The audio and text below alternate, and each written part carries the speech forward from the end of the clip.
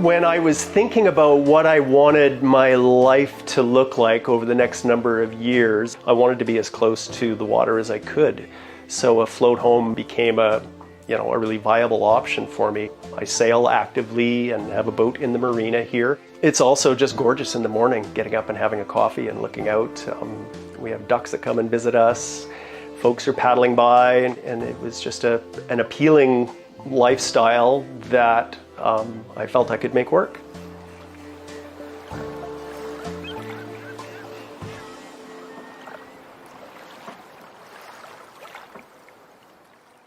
It's completely independent from the grid, so aside from being tied to the dock, it's independent from power and sewer and water. I designed and built the entire float home. The only contractors I brought in were the electricians and gas fitters, so I built everything. I started thinking about it 4 years ago. I spent a year planning, looking into the feasibility of it. And then I started building it 3 years ago, just in my spare time, around work and life and everything else. So I chip away at it in evenings and weekends when I can, and it's still a work in progress.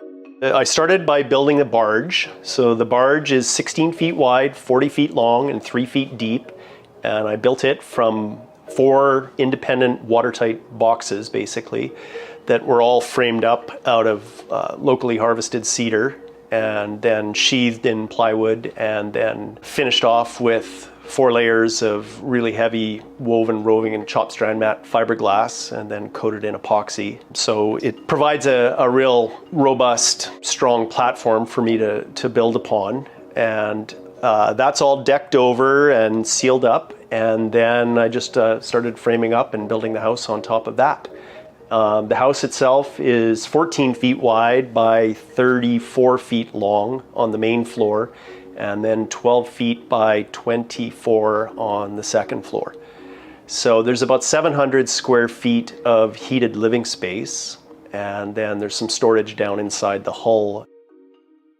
So when you walk in, you're in the main living area, which there's a sofa here and kitchen, and then I have a bathroom over here with the shower, vanity, and composting toilet. It's unfinished at the moment, but it's in progress. And then there's 2 good-sized bedrooms upstairs. They're, I think, about 13 by 14 each, so good-sized bedrooms upstairs. There's no deck access upstairs. I didn't want to put a door in because of often in the winters we get quite a bit of wind, and a door is just another place for air to be leaking through.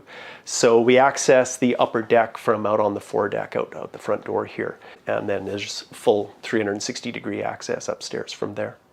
Ultimately, there will not be a ladder here. It will be a alternating step space-saving set of stairs built out of fir. Down under the sofa here is a sealed off battery bank, and there's 740 amp hours of batteries, and they're powered by, currently I've got 400 watts of solar panels up on the roof, and we'll be expanding upon that as time goes by. It's not wired with household wiring. It's wired as a yacht or boat wiring, which is multi-stranded, tinned against corrosion wiring that you would find in boats. That wasn't a requirement, but it was something that I knew would help me get insurance, and being able to have it fully insured was definitely a high priority with the project. My primary source of heat is a pellet stove. The pellet stove has a hopper in the back of it, so that holds a full bag, so about 50 pounds of pellets, and that will last me about a week.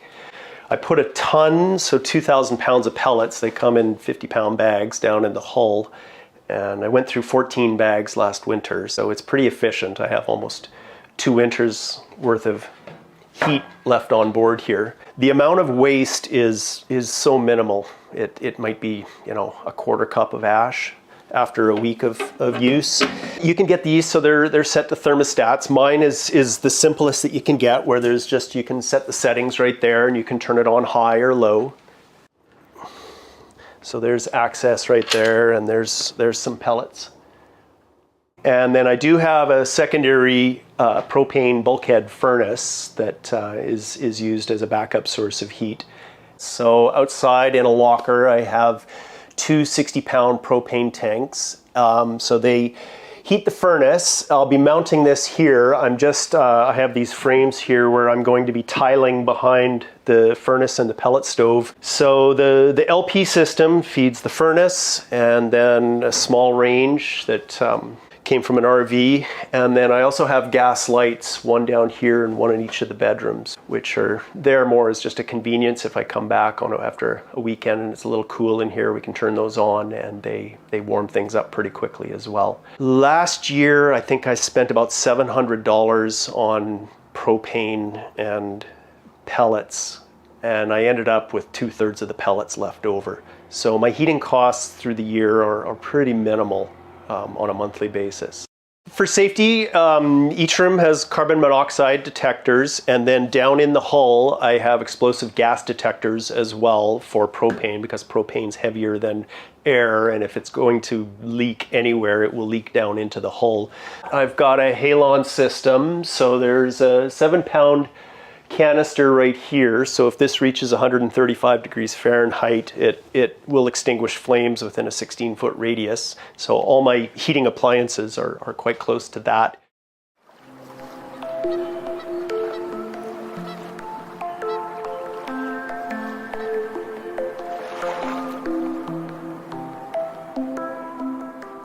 Part of the reason that I wanted to live down here was, I'm able to walk to most of the services and shops and stores in town, but it's a long walk, which is fine when the weather is like it is now. But in November and rain's coming sideways and that, you just have to be ready for it. It's the mindset that you have. It's okay. I don't mind it. The challenges are everything that I consume, I have to carry down here and I have to carry away. So it really forces you to monitor or be aware of what you're consuming. I don't have a garbage pickup that comes to the end of the driveway and takes everything away and makes it disappear. Anything that I use for heat, whether it's the pellets or propane, I have to go get it and I have to bring it back down here. So it just forces an awareness of consumption.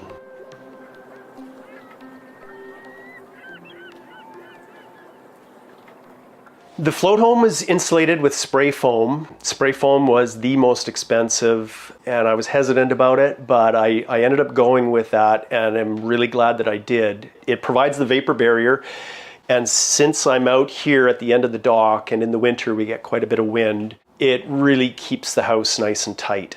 I've got about R30 in the walls, R40 in the ceilings, but in addition to that, it locks the whole structure together. So when I am rocking around, there's no racking or twisting and creaking. The whole home does move, but it moves all as one unit. So for my water and utility systems, I pull water from the lake. I checked with the province about getting a water license, and because it's not land-based, it's not required. So I pull water from about 25 feet down, and I'm fairly far out into the lake here where there's a lot of current going by. We're basically a river, and there's a huge volume of water going by.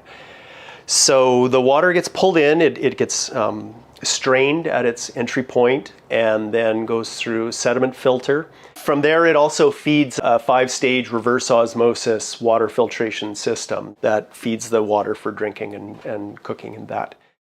There's nothing dumped overboard on the float home. My gray water system is self-contained. It goes through a series of filtrations, which is then pumped up to the flower boxes, and evaporation takes care of it from that point. There's a grease trap under the kitchen that collects any grease or food waste that goes down the sink. From there, it goes into a 50-pound container that has screened and cleaned wood chips in it, maple wood chips. And a microbial community is set up there that provides initial treatment. From there, the gray water flows into another 50 pounds of activated charcoal. And from the activated charcoal, it flows into a sump, which pumps up all the gray water from that point that's been treated into piping that's in the softening, which then comes down and feeds the planter boxes and hanging baskets and window baskets that have all the flowers in. So the mulch and the soil and the flowers provide the final treatment, and then evaporation takes it from there. 40 gallons a day, that's the maximum that I'd possibly be able to process with the flowers at the heat of summertime. For the winter time, when things are too cold for evaporation to be working, I take waste heat from the pellet stove to evaporate my grey water into water vapor. We have a loop that cycles through the burn box in the pellet stove, which then goes into a sump that the grey water is pumped into and is heated and evaporated off in that way. And then for black waste, I have a composting toilet, which has been up and running for about a year now and is working quite successfully.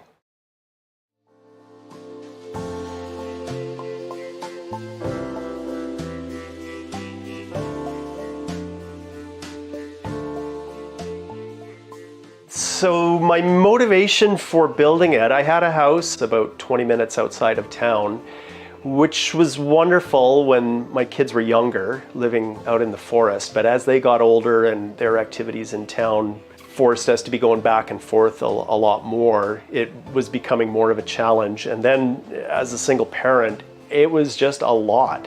Taking care of a house, a yard, plowing, shoveling, mowing.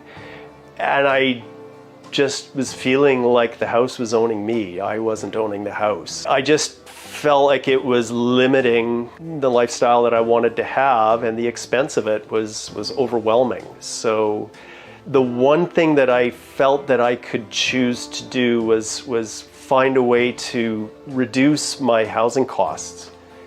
And I thought about living aboard a boat, but with a couple of kids that were heading into the teen years, that didn't seem really practical. And I was in Vancouver walking docks and I saw some float homes and I thought, wow, I can do that. So that's what got me started thinking about the project. One was to reduce my housing expenses, and I knew that if I built it myself, I could keep the costs down. I figured I could build it in a way that used as much local materials as I could find. I also felt that I wanted to get a lifestyle that reduced my footprint and set that example for my kids. I wanted to show them that it was possible to have a really great quality of life, but not perhaps in a traditional way. And this was what I settled upon.